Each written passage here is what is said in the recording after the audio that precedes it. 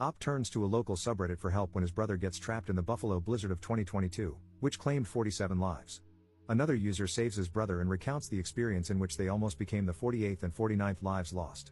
Editor's note: for some general info, Buffalo, New York, is known for its snowy winters, but the blizzard of 2022 has been called the storm of a lifetime. 48 inches, 122 centimeters, of snow fell in about 48 hours. With the wind chill, the temperature was minus 30 degrees Fahrenheit, minus 34 degrees Celsius. The conditions were so bad that emergency services were suspended. 47 people died. Original post by u/Junzeman. Op made a post in r/Buffalo that was titled, "I need urgent help. My brother has been stuck in his car since the afternoon. He is near X address and is running out of gas. We have tried our best to contact the fire department, police, and tow companies but haven't received any help yet. Please, someone help me. Any help or suggestions would be greatly appreciated." A comment from a local about the conditions in the area. Volunteer firefighter here. Our trucks cannot move in this snow. We are getting stuck and cannot get to anyone at the moment. At least 50% of the town's fire apparatuses are stuck somewhere. I hate to say this, but if you can contact him, tell him help is probably not coming. He is going to have to get resourceful, knock on doors, do something. There is nothing we can do at the moment. We are snowed in at the fire hall. Comment left by u/Spore211215. I live close by, I can bring some gas and warm clothes, possibly. If he's up for it, I can walk him back to that fire hall. I live near that area. Update 1 day later. Posted by u/Spore211215. Saw another post on here saying someone was stuck on Genesee Street near Crabapples.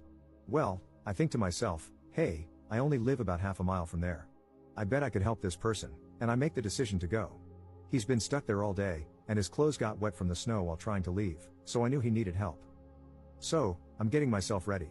I grab what little gas I have, some food and water in case he needs any, and some warm clothes and a blanket for him.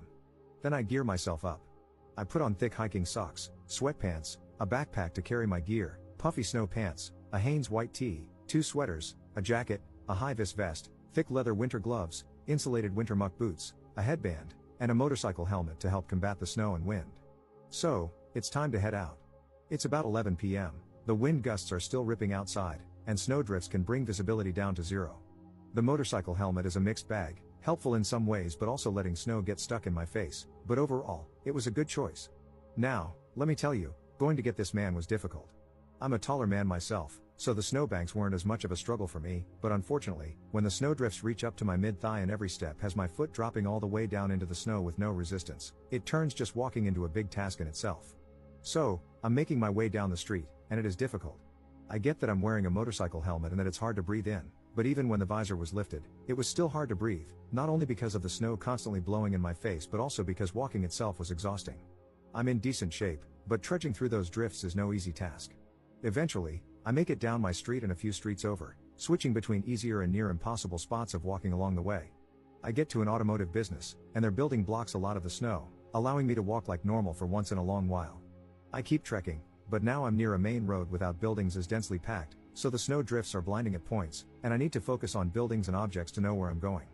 Eventually, I make it to the man's car after a good 40 minutes of walking, even though I only traveled 0.6 miles. So, I get to the car and give him some clothes because that's mostly what he was interested in. He didn't care for any gas, food, or water, but I made sure to offer it to him just to be sure. He changes and gets ready to make the trek himself with my help. After a few minutes, he's ready, and we're on our way. He says he talked with someone and has a house he can go to for warmth and safety for the night, about 0.3 miles away. Alright, sounds good, let's head there. We make our way there. The man is not well dressed for the weather, but you've got to work with what you've got. He has regular sneakers on, his pants, my snow pants that I gave him, the hat I gave him, the sweater I gave him, and his shirt underneath. He throws a blanket over his head as a kind of protection against the wind and snow. It's bad out. My tracks from just a few minutes ago are all but gone, but I know the way I'm going, so it's alright. We walk up the road to the cross street and quickly cross. It's hard to see or hear anything, so we can't really tell if a plow is coming, and we act fast to stay safe. Then we make it to the side street. Well, needless to say, that street hasn't been plowed in ages. Snow drifts reach near my chest, and with no paths available, it's time to trailblaze and make our own.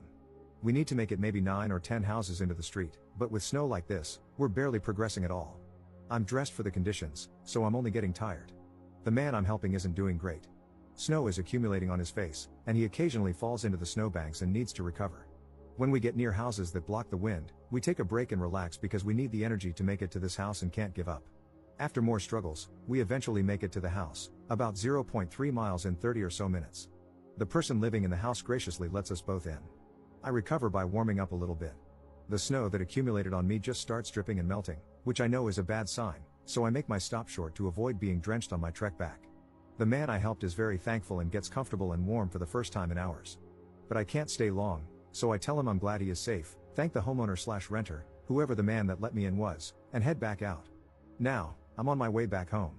It's a few minutes after midnight. I made it about a mile in an hour, not great, but it is what it is. There's another 0.6 miles or so to go. My phone is getting caked with ice at this point, but surprisingly, it keeps working throughout the whole trip without any issues. Time to make my way back. I can actually see my trail this time, so I use my previous steps to try and make my walk a little easier. I'm starting to struggle but no, I can't stop.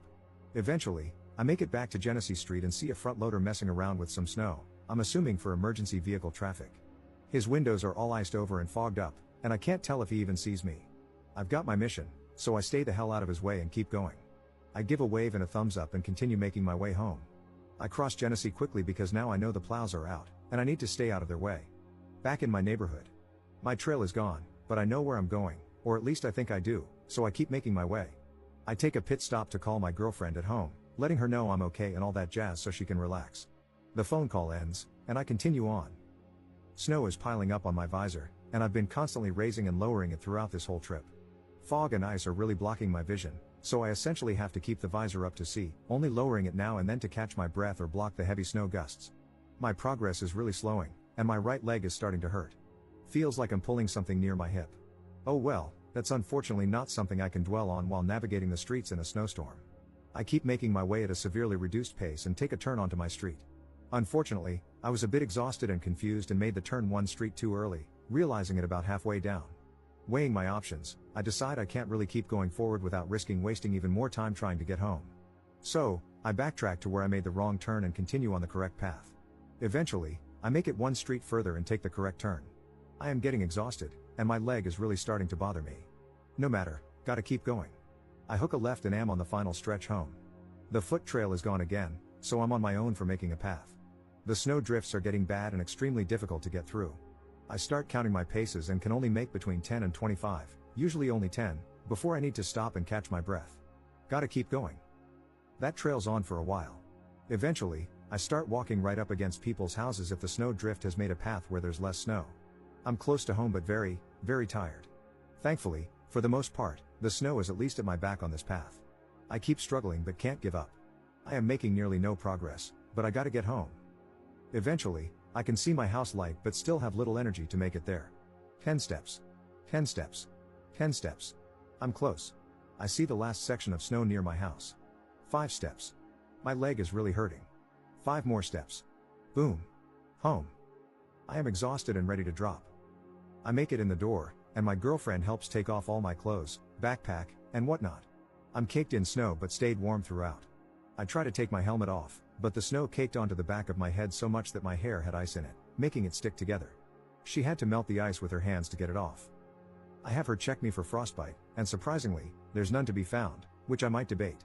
At the time of writing this, my ears are still a bit numb and have a funny feeling, but nothing of much concern.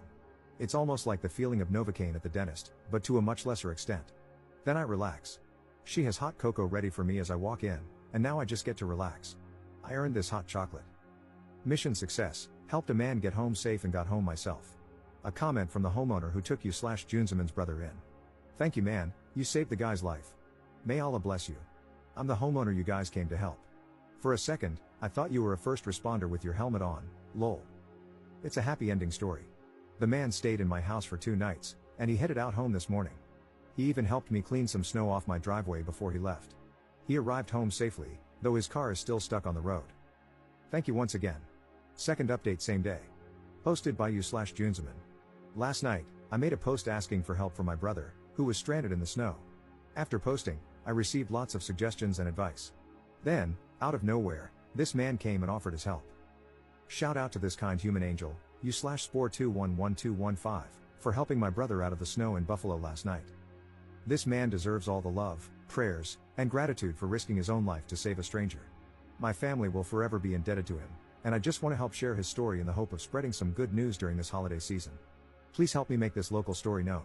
Thank you, and happy holidays.